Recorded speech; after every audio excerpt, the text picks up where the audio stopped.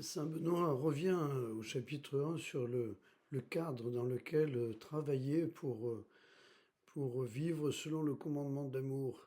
Il explique que le cadre d'une vie commune est important et qu'il ne s'agit pas simplement de se laisser aller à des désirs désordonnés sans cette structure-là.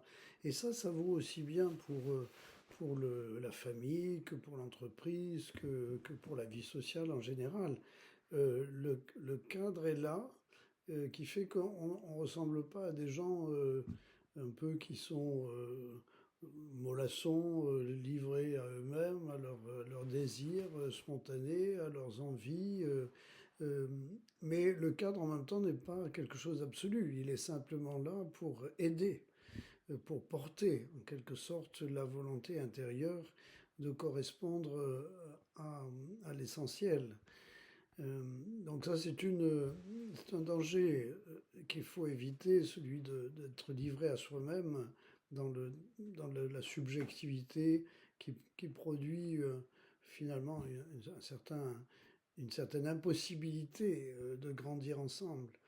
Et l'autre danger qui est à éviter, c'est celui de la dispersion. C'est-à-dire que on ne reste pas là où on a été planté et on pense toujours que l'herbe est meilleure dans le pré du voisin, qu'il y a mieux à faire avec tel ou tel autre et que l'approfondissement finalement ne peut pas se faire.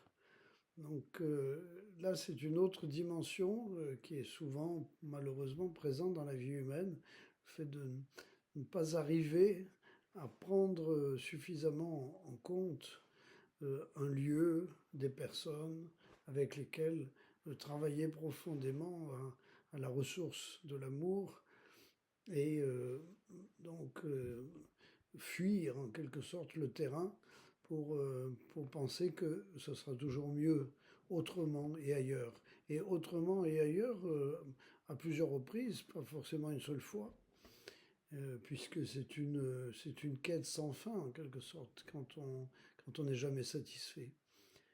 Donc au milieu de tout ça, Saint Benoît revient sur le fait que une vie commune, approfondie, avec quelques directions communes qui donnent du sens, et surtout avec une ressource commune profonde, permet de goûter davantage la vérité de la vie et du bonheur.